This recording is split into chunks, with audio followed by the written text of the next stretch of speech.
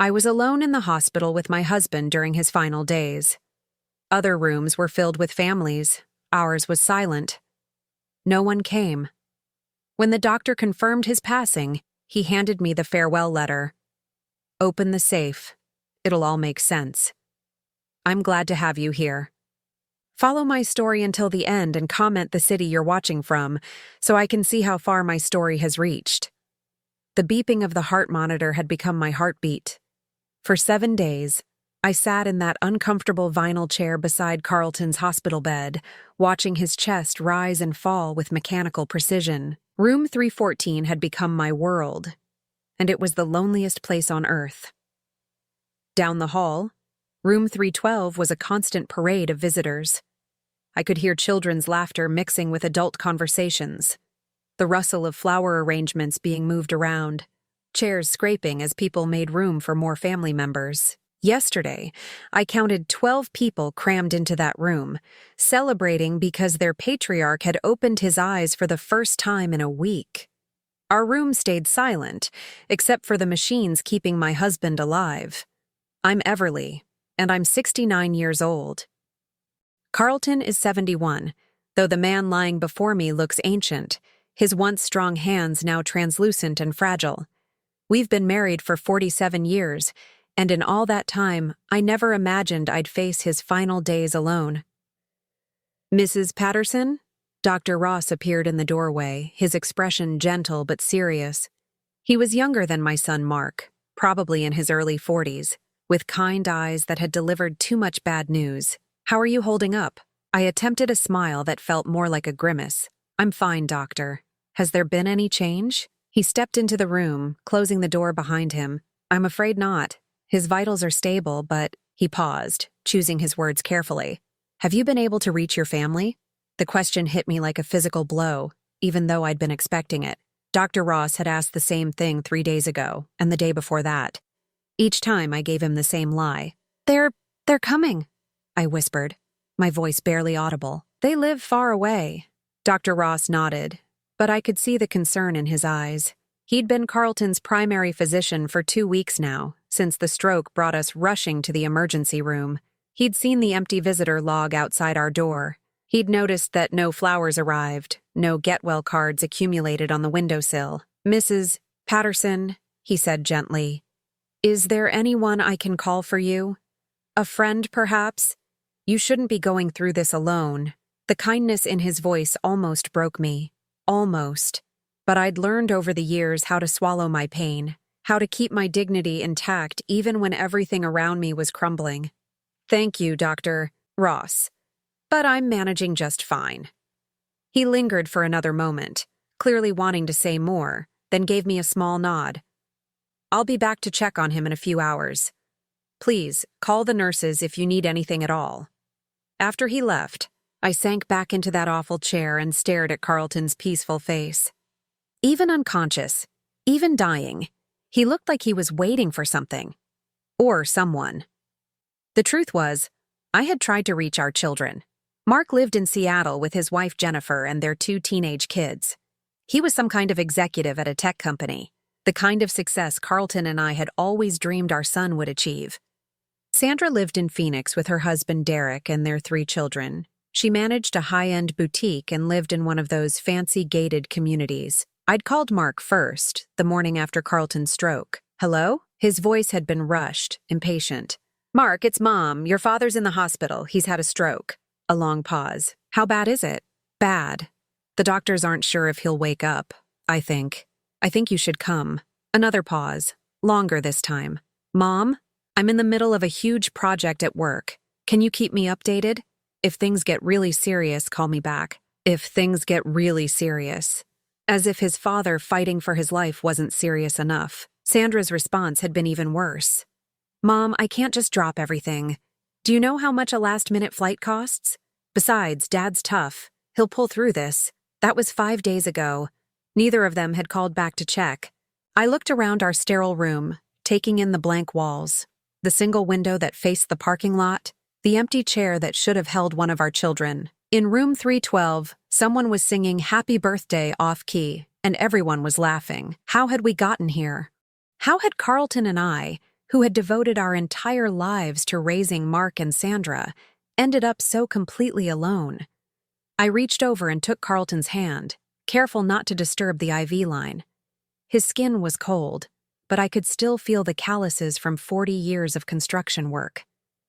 These hands had built our first house, had taught Mark how to throw a baseball, had braided Sandra's hair when she was little. "I'm here, sweetheart," I whispered. "I'm right here." The machines continued their rhythmic beeping, the only witnesses to our vigil. Outside our door, life went on. Families reunited, people celebrated small victories, children brought handmade cards to their grandparents. But in room 314, there was only me, Carlton, and the growing certainty that we would face whatever came next, exactly as we were facing it now, together but utterly alone.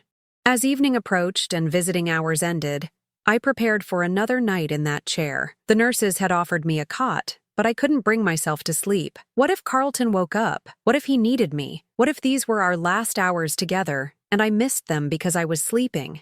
So I stayed awake, holding his hand, and tried not to think about the empty chairs that surrounded us. As I sat in that hospital chair, watching Carlton's chest rise and fall, my mind drifted back to the moment everything changed. It was 11 years ago, and Carlton had just turned 60. He'd been working construction for Brennan and Associates for 23 years, starting as a laborer and working his way up to site supervisor. He was proud of that job, proud of the houses and buildings that stood as testament to his hard work. Then the economy crashed, and everything fell apart. I remember the morning he came home early, his face gray with shock.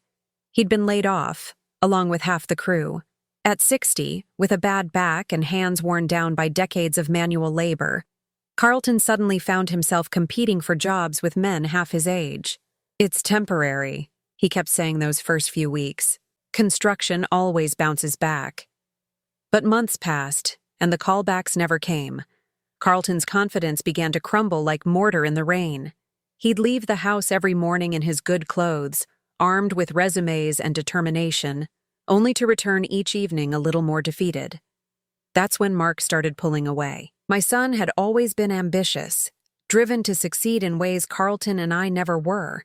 He'd earned his business degree, landed that good job in Seattle, married Jennifer, who came from money. When Carlton lost his job, I think Mark saw it as a personal embarrassment. I'll never forget the Thanksgiving dinner that year. Mark and Jennifer had driven down with the kids, and Carlton was so excited to see them. He'd been unemployed for 8 months by then, but he was still hopeful, still trying to project strength. "So, Dad," Mark said over dinner, his tone casual but cutting. "Any luck with the job search?" Carlton straightened in his chair. "I've got a few leads. Interview next week with a landscaping company." "Landscaping?" Mark's voice carried just enough disdain to make everyone uncomfortable. "Isn't that a step backward?" "Work is work, son," Carlton replied quietly. Mark shook his head. "I don't understand how you let this happen. Didn't you see the signs? Didn't you plan for this?" The table went silent. Even the kids stopped eating. Carlton's face went red, but not with anger, with shame. "Mark," I started to say, but Carlton put his hand on my arm. "Your father worked hard for 23 years, I said anyway. "He didn't choose to get laid off. Mark's wife Jennifer, who usually stayed quiet during family discussions, chose that moment to speak up. Maybe this is an opportunity for a fresh start. There are lots of options for people Carlton's age. Walmart always needs greeters." The words hung in the air like poison. Carlton excused himself from the table, and I found him later in the garage, sitting on his workbench with his head in his hands. After that Thanksgiving, Mark's visits became less frequent. His phone calls grew shorter and more superficial. When Carlton finally found work 6 months later, doing maintenance for the school district, Mark barely acknowledged it. The new job paid half of what he'd made in construction, but Carlton was grateful to be working again. Sandra's reaction was different, but equally painful. Where Mark pulled away out of embarrassment, Sandra pulled away out of disappointment. She'd grown accustomed to a certain lifestyle after marrying Derek, who worked in real estate and did well for himself. She lived in a beautiful house with a pool, drove a luxury SUV, sent her kids to private schools. Somewhere along the way, she'd started to expect that level of comfort from everyone around her. "Mom, why don't you and Dad move to a smaller place?" she'd suggested during one of her increasingly rare visits. That house is too big for just the two of you now, and clearly Dad's not making the same money he used to. The house she was talking about was the one Carlton had built with his own hands when Mark was 5 and Sandra was 3. Every board, every nail, every inch of drywall represented his love for our family. The idea of leaving it was devastating to him. "We're managing just fine," I'd told her. Sandra had looked around our modest living room with barely concealed disdain. "Are you, though? When's the last time you had the carpets cleaned or updated the kitchen? Mom, you're living like poor people." Poor people. As if falling on hard times made us somehow lesser than we'd been before. The real breaking point came 2 years later, when Sandra called asking for money. Her third child had just been born, and Derek's business was going through a rough patch. They needed $5,000 to cover some medical bills and catch up on the mortgage. Carlton didn't hesitate. He cashed in part of his small retirement fund and sent her the money. Even though it meant we'd be eating beans and rice for months, Sandra never paid it back. Worse, she never even acknowledged the sacrifice he'd made for her. When Derek's business recovered 6 months later and they took a vacation to Hawaii, posting pictures all over Facebook, Carlton didn't say a word, but I saw the hurt in his eyes. After that, the distance between us and our children became a chasm. Mark's visits dwindled to once a year at Christmas, and even then he seemed anxious to leave. Sandra would call occasionally, usually when she needed something, but her visits stopped altogether. Carlton began to blame himself. "I failed them," he'd say during his darker moments. "I was supposed to provide for my family, and I couldn't even keep a job." "You didn't fail anyone," I'd tell him. "You gave them everything you had." But deep down, I wondered if he was right. Had we somehow raised children who valued success over loyalty? Who saw their father's worth only in terms of his paycheck? Sitting in that hospital room now, I realized that Carlton had spent the last 11 years of his life trying to win back their respect. He'd worked overtime at the school district, taken on weekend jobs, all to prove he wasn't the failure they seemed to think he was. And in the end, none of it mattered. When he needed them most, when he was fighting for his life in a sterile hospital room, they were too busy, too distant, too embarrassed to be there. The irony wasn't lost on me. Carlton had built houses that would stand for generations, had raised children who achieved the success he'd always dreamed of for them. But when his own foundation crumbled, when his own walls started to fall, there was no one left to help him rebuild, except me. There was always me. I squeezed his hand tighter, feeling the wedding ring that had never left his finger in 47 years. "I'm still here, Carlton," I whispered. "I'll always be here." But as the machines continued their lonely vigil, I couldn't shake the feeling that soon, even I wouldn't be enough. The end came on a Tuesday morning, quiet and unremarkable as dawn broke over the hospital parking lot. I'd fallen asleep holding Carlton's hand sometime around 4 in the morning, my head resting against the side rail of his bed. The change in the rhythm of the machines woke me. Dr. Ross was there within minutes, along with 2 nurses whose faces I'd grown to know over the past week. They moved with practiced efficiency, checking monitors, adjusting equipment, but I could see in their eyes what they already knew. "Mrs. Patterson," Dr. Ross said gently, his hand on my shoulder. "I'm so sorry." I nodded, unable to speak. Somehow, I'd known this moment was coming, but the finality of it still hit me like a physical blow. Carlton was gone. After 47 years of marriage, I was truly alone. The next hour passed in a blur of paperwork and quiet conversations. The nurses were kind, giving me time to say goodbye, to sit with Carlton's peaceful face one last time. He looked younger somehow, the lines of worry and pain finally smoothed away. As I gathered my few belongings from the room, Dr. Ross approached me with a manila envelope in his hands. "Your husband asked me to give this to you," he said quietly. "He gave it to me 3 days ago when he was still conscious. He made me promise to only give it to you after everything was finished." My hands trembled as I took the envelope. It was heavier than I expected, and I could feel something small and metallic inside, along with what felt like folded papers. "He was very specific about when you should receive this," Dr. Ross continued. "He seemed to think it was important that you read it alone." I thanked him and made my way to the parking lot, the envelope clutched against my chest. The morning sun felt too bright, the world too loud and alive for a day when my husband had just died.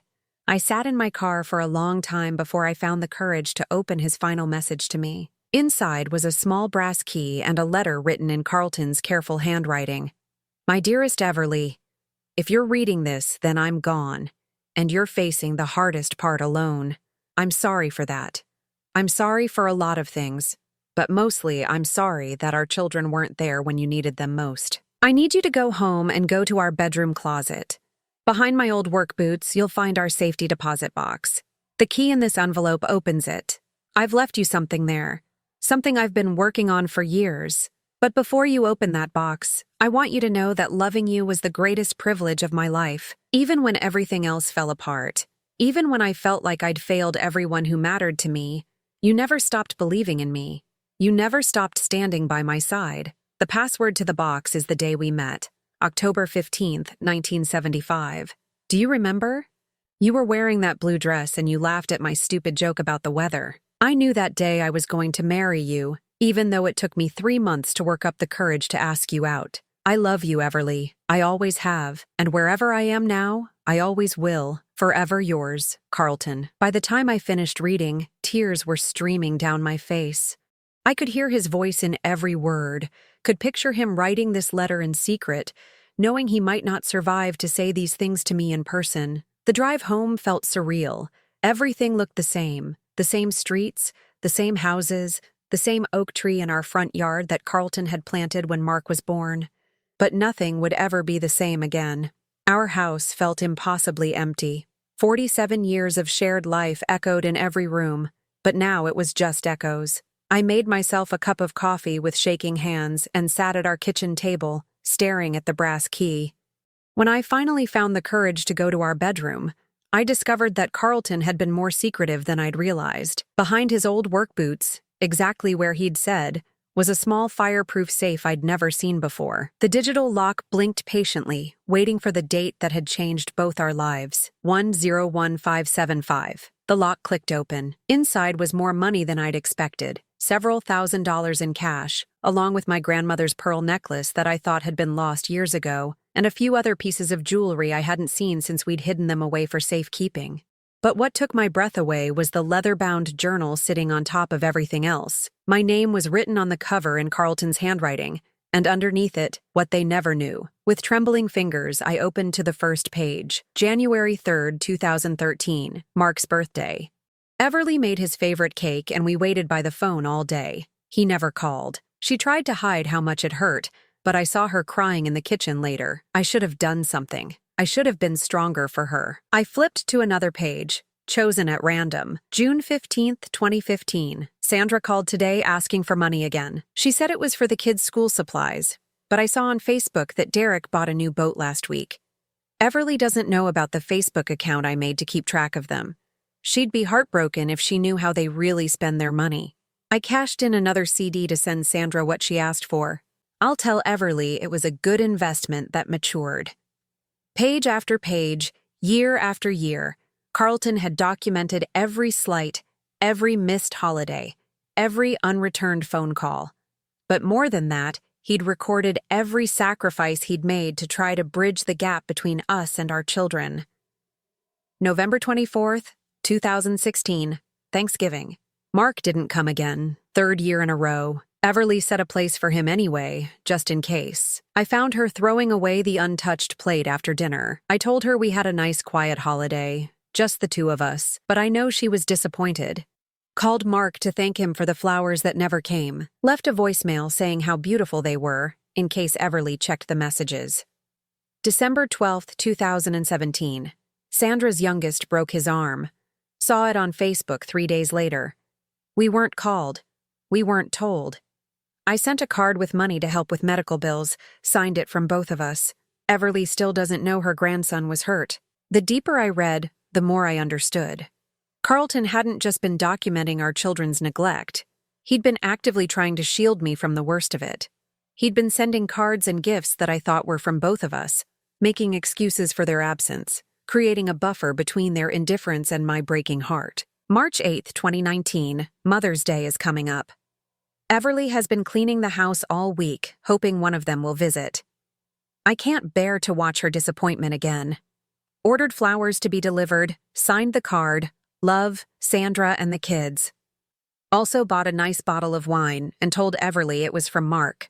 Sometimes I think lying to protect her heart is the most honest thing I can do. I had to stop reading. The weight of his love, his protection, his quiet sacrifice was overwhelming. All these years, I'd thought our children had at least maintained some minimal connection to us.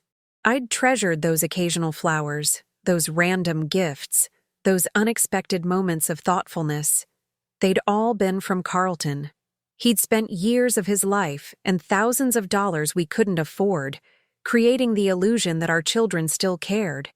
He'd protected me from the full truth of their abandonment, shouldering that pain alone so I wouldn't have to bear it. I closed the journal and sat on our bed, surrounded by the evidence of a love so deep and selfless that it took my breath away. Carlton hadn't just been my husband.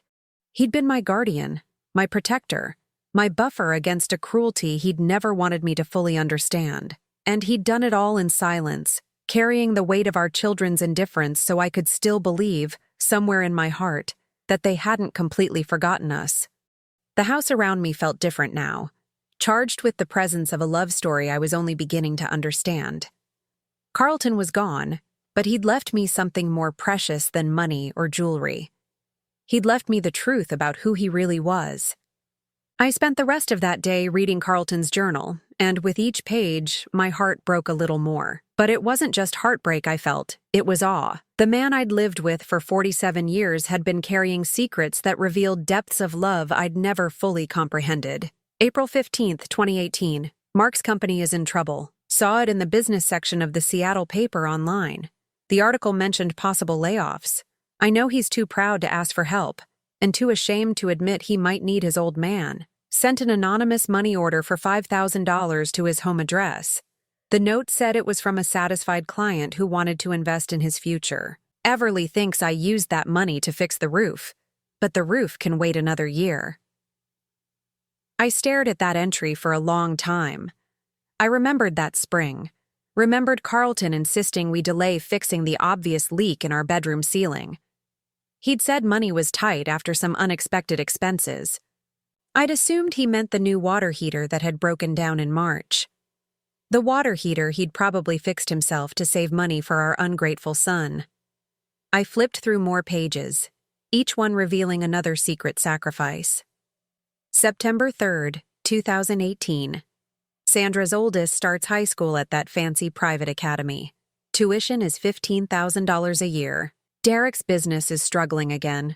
Saw the stress in Sandra's Facebook posts, even though she tries to hide it behind pictures of coffee and inspirational quotes. Took out a loan against my life insurance policy. Sent the money anonymously as a scholarship from a local benefactor. Sandra posted about their good fortune, but never once wondered if maybe her parents had anything to do with it.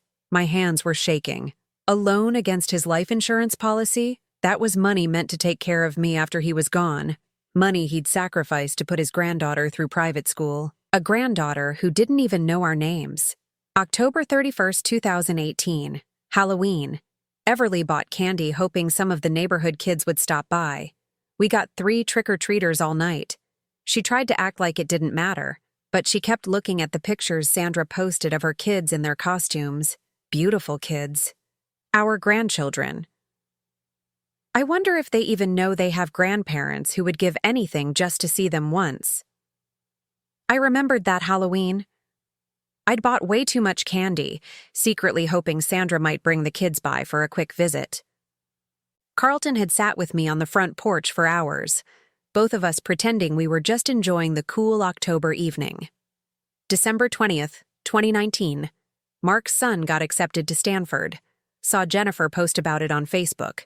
The boy doesn't even know we exist, but I'm proud of him anyway. College costs a fortune these days. Started selling my old tools piece by piece. Told Everly I was cleaning out the garage, but really I'm building another college fund. Anonymous, of course. Someday I hope that boy knows his grandfather believed in him, even if he never got the chance to tell him so. I had to put the journal down and walk away. Carlton's tools had been his pride and joy, collected over decades of careful saving and thoughtful purchases. Each one had a story, a job it had helped him complete, a memory attached to it. I'd noticed them disappearing from the garage over the years, but Carlton always had an explanation. Lent to a neighbor, donated to a young man starting out in construction, sold because he didn't need them anymore. He'd been liquidating his life, piece by piece, to provide for grandchildren who didn't know he existed. I made myself a cup of tea and returned to the journal, though reading it felt like examining my own heart under a microscope. March 15th, 2020. Pandemic started. Everyone's scared, everyone's isolated. Called Mark to check if his family was okay. He answered like I was a telemarketer trying to sell him something. "We're fine, Dad. I can't talk right now." 30-second conversation. I worry about them, even though they never worry about us. Everly doesn't know how many times I call them. She'd be hurt if she knew how often they don't answer. May 10th, 2020, Mother's Day. Everly tried to act like she didn't care that neither of the kids called. She spent the day gardening, humming to herself. But I know that humming, it's what she does when she's trying not to cry. I ordered her a beautiful bouquet and a card that said, "Thanks for being the best mom in the world. Love, Sandra." The look on her face when it arrived was worth every penny. July 4th, 2020, Independence Day. Everly made a big dinner, hoping one of them might stop by for a visit. Mark lives 2,000 miles away, but Sandra's only 4 hours by car. Neither came. We ate potato salad and watched fireworks on TV. I told Everly it was nice to have a quiet holiday, just us. She agreed, but I caught her staring at Sandra's Facebook posts of their backyard barbecue all afternoon. The entries continued, year after year, painting a picture of a man who loved so deeply that he protected others from his own pain. Carlton had created an elaborate fiction to shield me from the full extent of our children's indifference, and he'd paid for it with his health, his savings, and pieces of his soul. January 8th, 2021. Everly's birthday. The kids didn't call again. I bought her a necklace and said it was from Mark, and a silk scarf, and told her Sandra picked it out specially. She was so happy, kept talking about how thoughtful they were to remember her style preferences. I didn't have the heart to tell her I've been buying her gifts from them for 3 years now. August 12th, 2021. Sandra's middle child broke his leg at soccer camp. Saw it on Facebook when they posted from the emergency room. We weren't called. We weren't told. I sent a care package with games and books and snacks. Signed it, "From your grandparents who love you." I wonder if Sandra even told him where it came from, or if she just let him think some stranger cared about his recovery. November 25th, 2021, Thanksgiving. Everly cooked for 6 people even though it's just us. She always cooks for 6 on holidays, in case they surprise us with a visit. They never do. We'll be eating leftovers for a week, but I'll never tell her to cook less. Hope is sometimes all we have. I found myself crying again, but this time the tears weren't just for grief. They were for gratitude, for the overwhelming realization that I'd been loved more deeply and completely than I'd ever understood. Carlton hadn't just been my husband. He'd been my protector, creating a buffer between me and the harsh reality of our children's abandonment. But as I continued reading, I began to see another pattern emerging. Carlton wasn't just shielding me from pain. He was systematically documenting evidence. Every anonymous gift, every secret loan, every unreturned phone call was carefully recorded with dates and details. December 25th, 2021, Christmas. We sent gifts to all the grandchildren, spent $800 we couldn't afford, but Everly was so excited to pick out presents for them. The packages were never acknowledged. No thank you calls, no pictures of the kids with their gifts. Nothing. I'm starting to think they just throw our packages away without opening them. March 18th, 2022. Mark lost his job. Saw it on LinkedIn when he updated his status to seeking new opportunities. Sent another anonymous money order, $3,000 this time. Had to borrow against the house to do it. But I couldn't let him struggle when I had the power to help. Told Everly the bank called about refinancing at better rates. She trusted me to handle the paperwork. The most recent entries were the hardest to read. October 15th, 2022, our anniversary. 46 years married to the most wonderful woman in the world. The kids didn't call to congratulate us. They never do. But Everly and I danced in the kitchen to that old song from our wedding. She's still beautiful, still the girl in the blue dress who laughed at my stupid jokes. I'm the luckiest man alive, even if our children don't understand that. December 31st, 2022, New Year's Eve. Everly fell asleep on the couch before midnight. I covered her with her favorite blanket and watched her sleep. She looks peaceful, like she did when the kids were little and our house was full of laughter. I miss those days, but I don't regret any of the sacrifices. Love isn't about keeping score. It's about giving everything you have and being grateful for the chance to give it. The last entry was dated just 2 weeks before Carlton's stroke, January 15th, 2023. Everly doesn't know about the chest pains I've been having. Don't want to worry her. Updated the safety deposit box today. Made sure everything is organized for her. If something happens to me, I hope she'll understand that every choice I made was about love. I hope she'll know that she was enough, more than enough. She was everything. I closed the journal and held it against my chest, feeling the weight of 47 years of love condensed into these pages. Carlton had given away our savings, borrowed against our home, sold his precious tools, all to help children who couldn't even be bothered to call on holidays. But he'd also given me something priceless. He'd allowed me to believe, for all these years, that our children still had hearts, that somewhere beneath their busy lives and misplaced priorities, they still remembered to love us. The truth was devastating and beautiful at the same time. Our children had abandoned us completely, but Carlton had loved me enough to carry that knowledge alone. Carlton's funeral was held on a gray Thursday morning at St. Mary's, the same church where we'd been married 47 years earlier. I'd arranged everything myself, the service, the flowers, the modest reception afterward. Father McKenna, who had known Carlton for 30 years, gave a beautiful eulogy about a man who lived his faith through quiet service and unconditional love. 19 people attended. Most were neighbors, and a few of Carlton's former co-workers from the school district. Mrs. Henderson from next door brought homemade cookies. The Kowalskis from down the street helped arrange the flowers. These were the people who had become our family when our real family disappeared. Mark and Sandra arrived 15 minutes before the service started. I saw them walk in together, both dressed in expensive black clothing that probably cost more than Carlton's burial suit. Mark looked successful and polished, his hair perfectly styled, his shoes gleaming. Sandra wore a designer dress and carried a purse that I recognized from one of her Facebook posts, a Christmas gift from Derek that cost $800.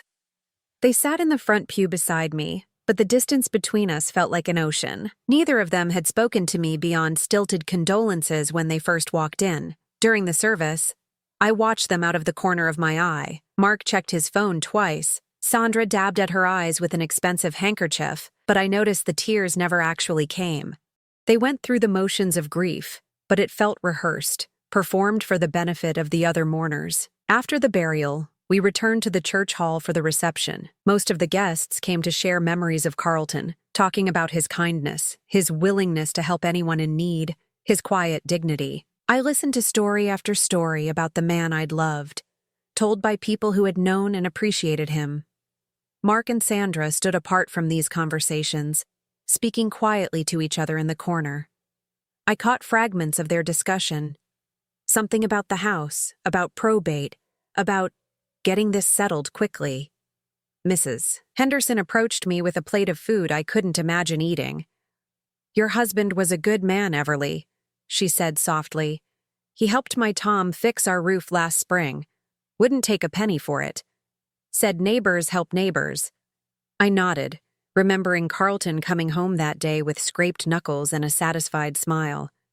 He'd never mentioned that Tom was struggling financially after his heart attack. Never said that the roof repair was urgent because of the storm damage. He'd just helped, the way he always did. As the reception wound down and people began to leave, Mark and Sandra finally approached me. The three of us stood in the empty church hall, surrounded by folded chairs and the lingering scent of coffee and flowers. "Mom," Mark began, his voice businesslike, "we need to talk about Dad's affairs, the house, the estate, all of that." I looked at him, this stranger who shared Carlton's eyes but none of his warmth. "What about them?"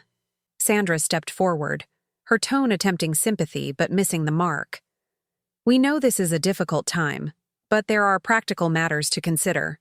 The house is too big for you now, and maintaining it will be expensive. We've been thinking, Mark continued, that it might be best to sell it. You could move into a nice senior community, somewhere with people your own age. We could help you find something appropriate. Appropriate. As if my home of 40 years was somehow unsuitable for me now that Carlton was gone. We could handle all the arrangements, Sandra added, her voice taking on the tone she probably used with difficult customers at her boutique. List the house, divide the proceeds fairly. It would be so much easier for everyone. I stared at them both. These two people I'd given birth to, raised, loved unconditionally for decades. They'd barely been in the ground with their father for 3 hours, and they were already discussing his estate like a business transaction. Have either of you asked how I'm doing? I said quietly. They looked at each other, confused by the question. I mean, emotionally, I clarified. Have you asked how I'm handling losing the love of my life? Have you wondered if I'm scared, or lonely, or heartbroken? Mark shifted uncomfortably. Of course we care about that, Mom. That's why we think you should be somewhere with more support. What kind of support? Professional support, Sandra said. People trained to help seniors cope with loss. Seniors. As if I'd suddenly become incompetent the moment Carlton died. I see, I said. And where have you been for the past 11 years? Where was your support when your father lost his job? Where were you when he had to cash in his retirement to pay for your emergencies? Where were you when he sold his tools to send money to grandchildren who don't even know his name? The silence that followed was deafening. Mark's face went pale, and Sandra's perfectly applied makeup couldn't hide the guilt that flashed across her features. What are you talking about? Mark asked, though his voice suggested he already knew. I reached into my purse and pulled out Carlton's journal. Your father kept a record, I said simply. Every anonymous gift you received, every loan you never knew about, every sacrifice he made while you pretended he didn't exist. Sandra's eyes fixed on the leather-bound book. I don't understand. The money order for $5,000 that helped save your company, Mark? That was your father. He took out a loan against our house to help you. Mark's jaw dropped. That was from a client. No, it wasn't. It was from a man who loved you enough to bankrupt himself to save your career, even though you hadn't spoken to him in months. I turned to Sandra. Your daughter's private school tuition, your son's medical bills when he broke his leg, the anonymous scholarships and unexpected windfalls you posted about on Facebook, all your father. He cashed in his life insurance policy to pay for your children's education while he couldn't afford to fix our leaking roof. Sandra's hand flew to her throat. That's not. I mean, we never asked him to. No, you never asked. You never called. You never visited.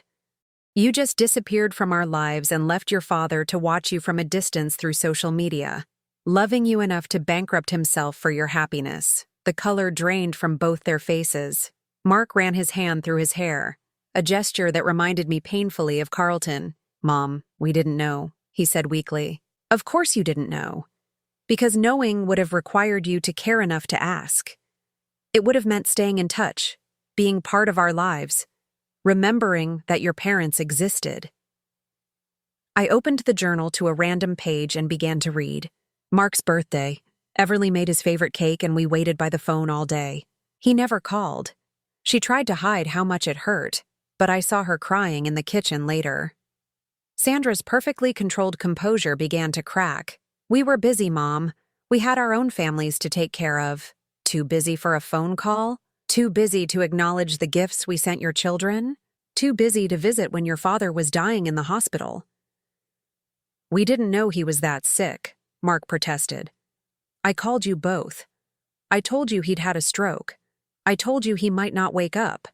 You said you'd call back if things got really serious. The words hung in the air like an accusation.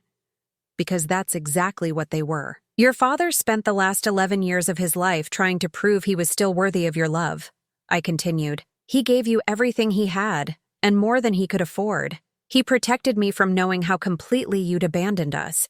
He died believing that somehow, someday, you might remember that he existed. I closed the journal and looked at my children. These successful, wealthy strangers who had once been the center of my universe. And now you want to sell his house, I said. The house he built with his own hands. The house he worked 3 jobs to keep when you were growing up. You want to put me in a facility and divide the proceeds fairly. Neither of them could meet my eyes. Tell me, I said, my voice gaining strength. What exactly would be fair about that? Fair would have been visiting your father while he was alive. Fair would have been calling on his birthday, or Christmas, or just to say hello. Fair would have been acknowledging the grandfather who loved your children enough to sacrifice everything for them. Mark finally spoke, his voice barely a whisper. We made mistakes, Mom. We can do better now. I looked at him, this middle-aged man who still somehow thought he could charm his way out of consequences. No, Mark, you can't do better now. Your father is dead. Your chance to do better died with him in a hospital room where neither of you could be bothered to show up. Sandra started to cry, real tears this time, not the performance she'd given during the funeral. I'm sorry, she whispered. I'm so sorry, Mom. I'm sure you are, I replied. But sorry doesn't give your father back the respect he deserved. Sorry doesn't return the money he spent on your ungrateful children. Sorry doesn't fill the empty chair in the hospital room where you should have been. I tucked Carlton's journal back into my purse and picked up my coat. The house isn't for sale, I said simply. And neither am I. As I walked toward the church hall exit, leaving my children standing in stunned silence, I felt something I hadn't experienced in years, the satisfaction of telling the complete truth. 6 months after Carlton's funeral, I stood in the departure lounge at LAX, boarding pass in hand, heart racing with an excitement I hadn't felt in decades. My destination, Ireland, specifically County Cork, where Carlton's great-grandfather had been born before immigrating to America in 1923. Carlton had always dreamed of making this trip. He'd researched our genealogy for years, tracing his family back to a small village called Ballyverney. He'd shown me pictures of ancient stone churches and rolling green hills, talking about how someday we'd walk the same paths his ancestors had walked. Someday never came. There was always something more urgent, a bill to pay, a roof to fix, money to send anonymously to ungrateful children. But now there was just me, and Carlton's dream, and the money he'd hidden away in that safety deposit box. After confronting Mark and Sandra at the funeral, I'd heard from them exactly twice. Once when Mark called to apologize and suggest we work together as a family to heal. I'd hung up on him mid-sentence. The second time was a letter from Sandra's lawyer, questioning the validity of Carlton's financial records and suggesting there might be legal issues with the money he'd given away. I'd forwarded that letter to my own attorney with a note. Please inform Mrs. Derek Hastings that all of her father's gifts were legal, documented, and given freely. Any attempt to recover those funds will result in full disclosure of the circumstances under which they were given. I never heard from Sandra's lawyer again. The flight to Dublin was the first time I'd left the country, the first time I'd flown anywhere in over 20 years. Carlton and I had talked about traveling when he retired, but retirement had been one of those someday dreams that never materialized. As the plane lifted off, I pressed my face to the window and watched California disappear below the clouds. We're finally doing it, Carlton, I whispered. We're going to Ireland. I'd booked a 2-week tour that would take me through Dublin, Cork, and the western counties. But first, I had a specific destination in mind. 3 days later, I stood in the village of Ballyverney, population 847, looking at a weathered headstone in the church cemetery. The inscription was barely legible. Patrick Patterson, 1834-1889. Beloved father and grandfather, Carlton's great-great-grandfather. I'd brought a small bag of dirt from our garden in California, soil from the property Carlton had worked so hard to keep.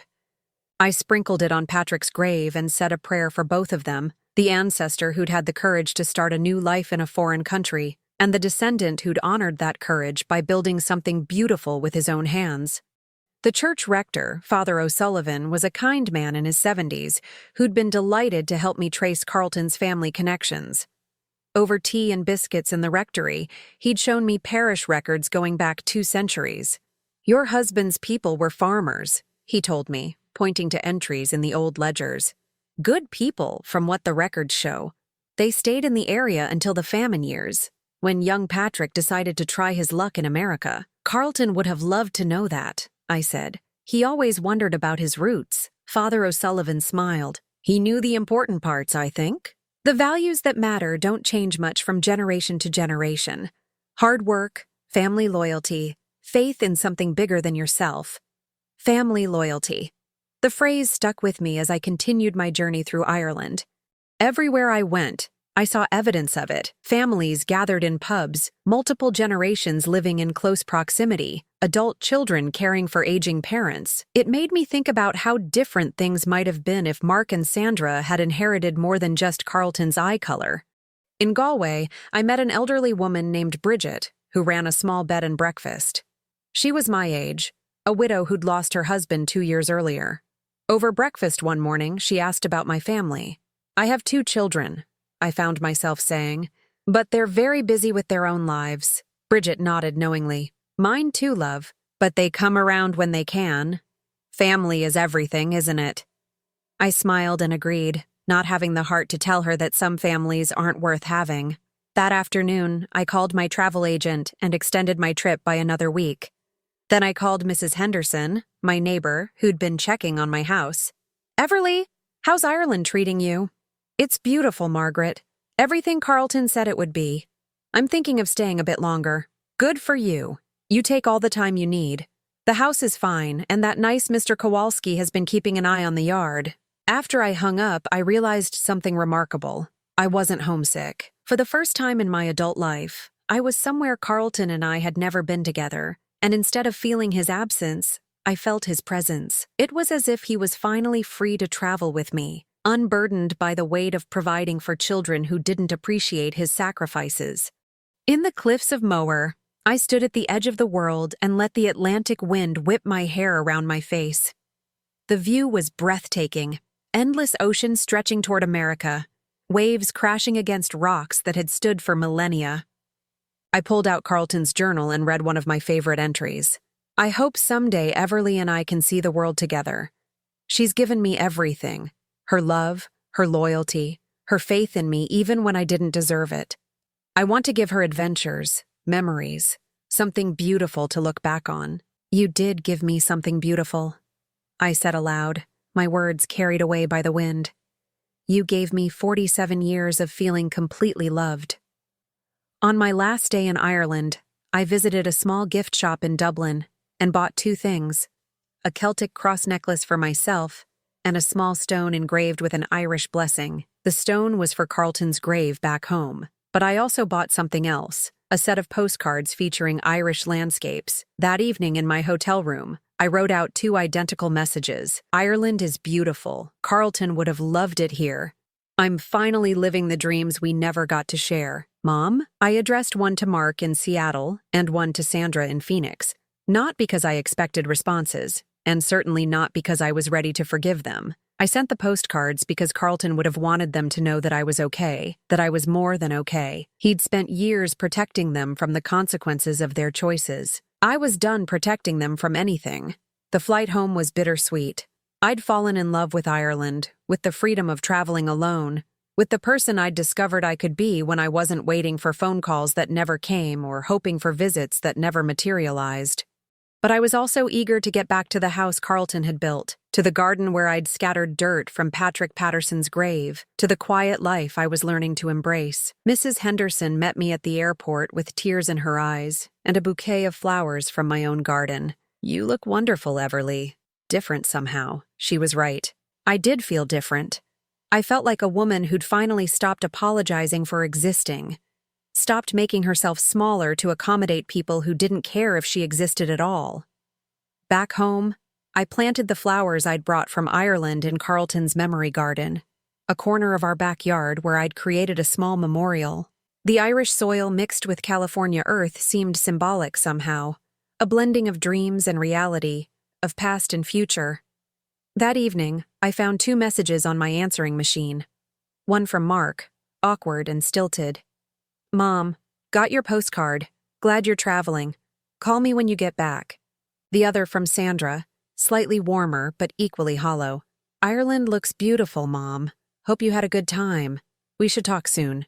I deleted both messages without writing down their numbers. 3 weeks later, I was in my garden when a car pulled into the driveway. Sandra got out looking nervous and overdressed for a casual visit. She'd driven 4 hours to see me unannounced. "Hi, Mom," she said tentatively. "I hope it's okay that I came by." I continued watering my tomatoes. "It's your choice, Sandra." She stood there for a long moment, clearly expecting a warmer welcome. When it didn't come, she tried a different approach. "The garden looks beautiful. Dad would be proud." "Your father was proud of many things," I replied. "Most of them you never bothered to notice." Sandra flinched but pressed on. "I've been thinking a lot about what you said at the funeral, about the money Dad sent us, about everything he did." I turned off the hose and gave her my full attention. "I want to pay it back," she said in a rush. "All of it. Derek and I figured out how much Dad must have given us over the years, and we want to make it right." I studied my daughter's face, looking for sincerity and finding mostly guilt. "And why would you want to do that, Sandra?" "Because it's the right thing to do. Because we should have been there for both of you. Because Dad deserved better from us." Yes, he did deserve better. But keeping his money won't give him what he deserved.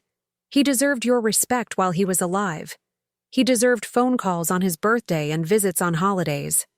He deserved to know his grandchildren. Sandra's eyes filled with tears. "I know that.